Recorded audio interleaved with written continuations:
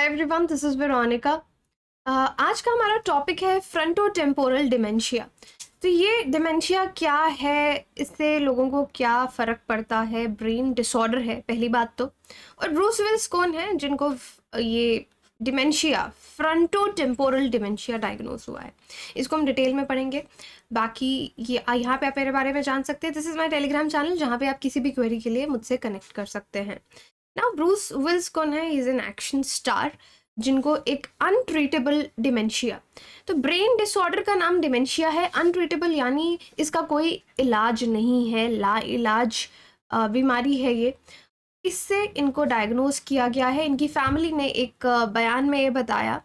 और ऑलरेडी अगर आप देखेंगे ब्रूस विल्स पहले ही अपने करियर से रिटायर हो चुके थे, और रिटायर होने की वजह भी उनकी ग्रोइंग कॉग्निटिव डिफ़िकल्टीज़ थी। कॉग्निटिव डिफ़िकल्टीज़ क्या होती हैं? देखो, कॉग्निटिव क्या है? हमारी सोचने समझने की क्षमता।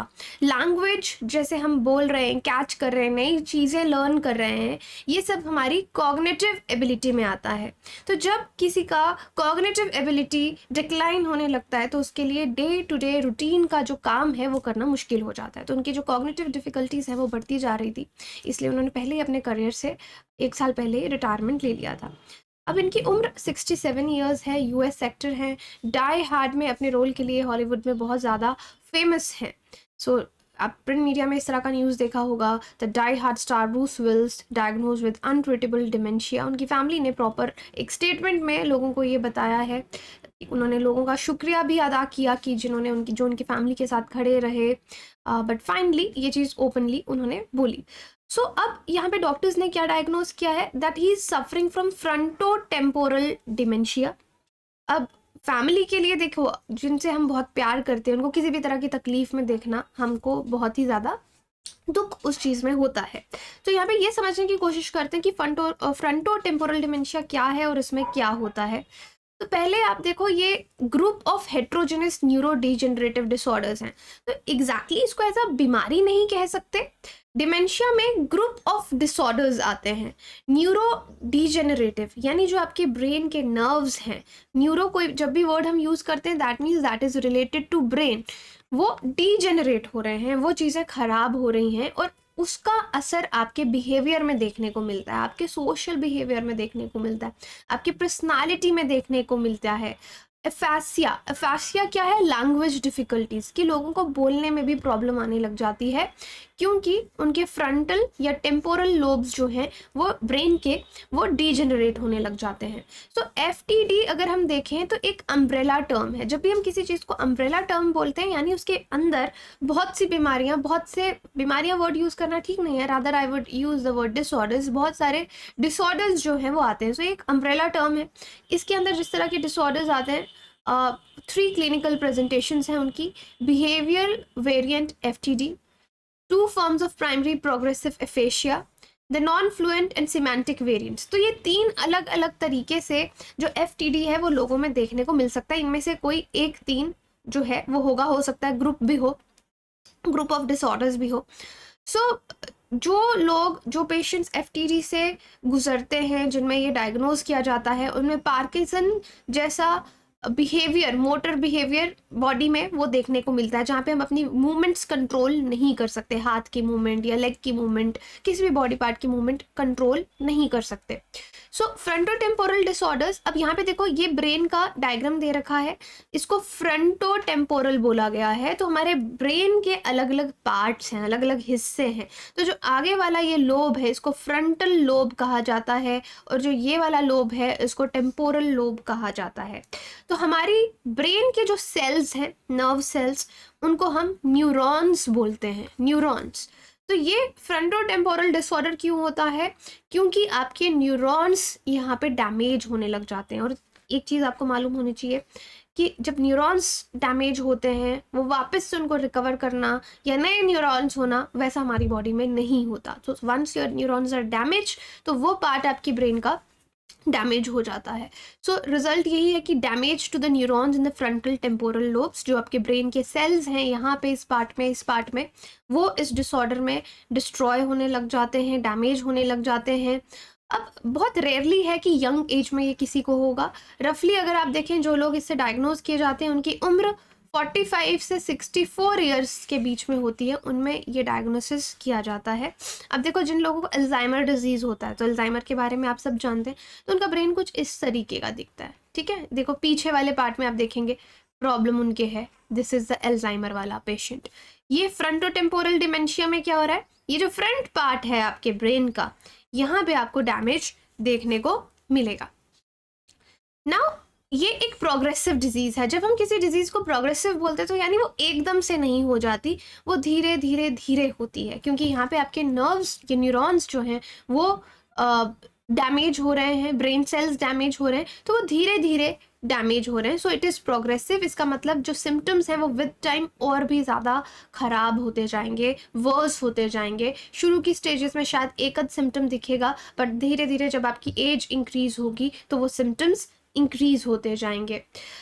अब देखो कुछ लोग जिनमें एफटीडी पता चलता है वो 10 साल तक डायग्नोसिस के बाद भी जीते हैं, और कुछ लोग 1 या 2 साल में ही डायग्नोसिस के बाद वो उनकी डेथ हो जाती है ना। इट डिपेंड्स किस स्टेज पे है, कितना डैमेज ब्रेन को हो चुका है।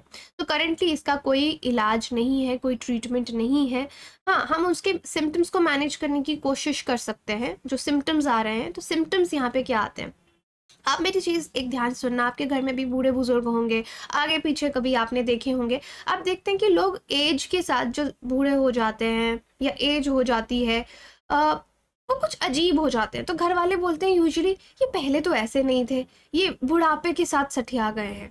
ये वर्ड्स घरों में यूज़ किए जाते हैं। अगर आप देखेंगे बुढ़ापे के साथ पता नहीं क्या हो गया, पहले तो बहुत समझदार थे। तो एक्चुअली ये सब डिसऑर्डर्स होते हैं जिनको हम ज़्यादा समझ नहीं पाते। हम बोलते चलो बुढ़ापे के साथ हो रहा है, राइट। अब क्या होता है, इनका बिहेवियर, सोशल बिहेवियर चेंज हो जाता है।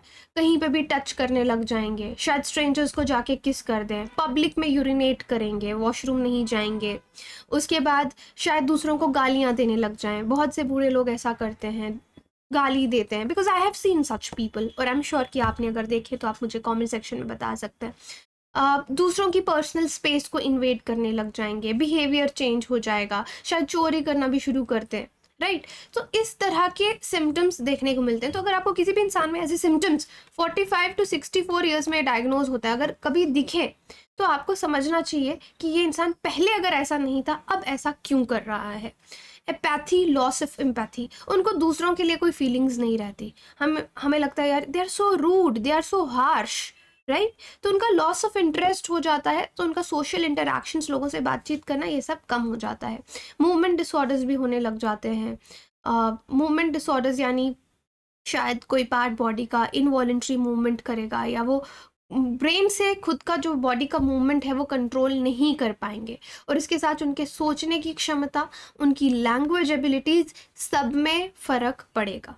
तो ये किस वजह से होता है, तो एक्सपर्ट्स का ये मानना है कि जेनेटिक म्यूटेशंस हो सकती हैं, फैमिली हिस्ट्री हो सकती है। 30 to 50% डिमेंशिया के ऐसे आते हैं उनकी फैमिली में कोई ना कोई पहले जो है वो डिमेंशिया से गुजर चुका होता है। अब देखो यहाँ पे कुछ जीन्स साइंटिस्ट ने डिस्कवर किए हैं, ये साइंस एंड टेक के लिए इम्पॉर्टेंट है।